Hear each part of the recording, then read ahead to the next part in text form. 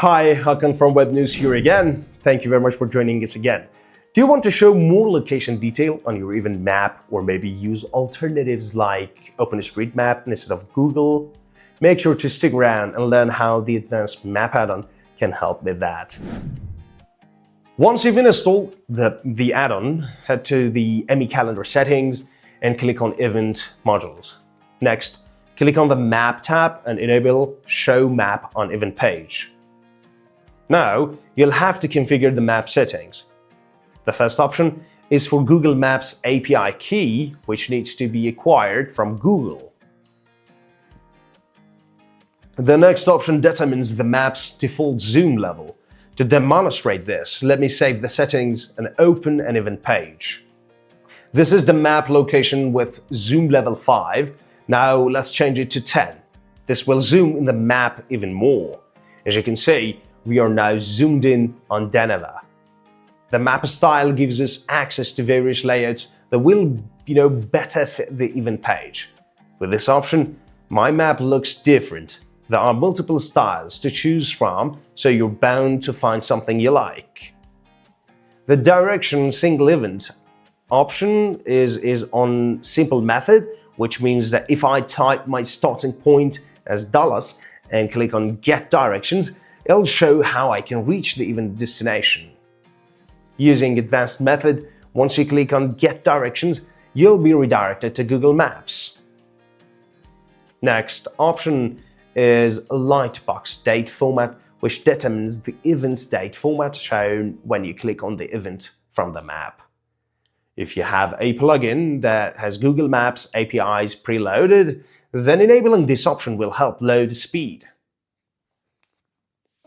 Enabling the next full screen option will add it, as a button on the map. The default map can be set as Google or OpenStreetMap. And if you choose it and reload the event page, it starts using OpenStreetMap to show the event location. The last option determines if the map's zoom changes using the scroll wheel or not. Right now, if I scroll on here, the page will move up and down. But with the option enabled, my scroll wheel will zoom in or probably zoom out. The next important section in this add-on is under the Locations menu.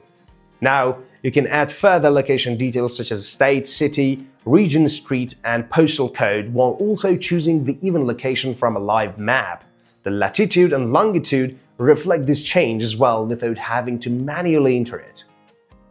The new address fields give your attendees access to more location filters on the map to, easily find events if you're running a big event with multiple locations. The previous locations I created already have these fields filled out, so I will demonstrate how it works shortly.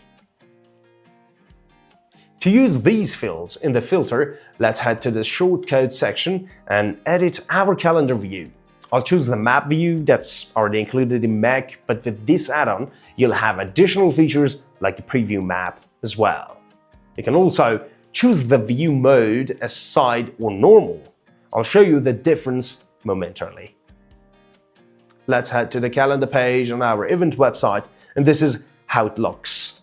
If I change it to normal, the events are shown on the map, but I think the side view looks better. Next, you can choose the zoom level, the maximum number of events shown, and geolocation, so events in the general vicinity of the attendee are shown. As I said, this add-on includes several new filters, which you can enable from the search form in the calendar shortcodes. Let's enable all of them so that you can filter events based on a state and city.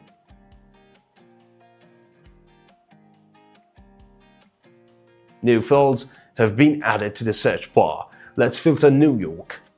Our users have said that they find the postal code filter extremely useful. So if that's something you're looking for, make sure to grab this add-on for your account.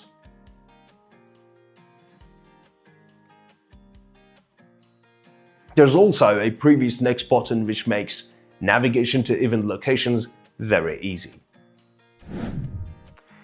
That was it for this add-on. Overall, it helps you have a more stylish map view, plus access to more details and advanced filters with ease of use in finding the event location both for the organizer and the attendee.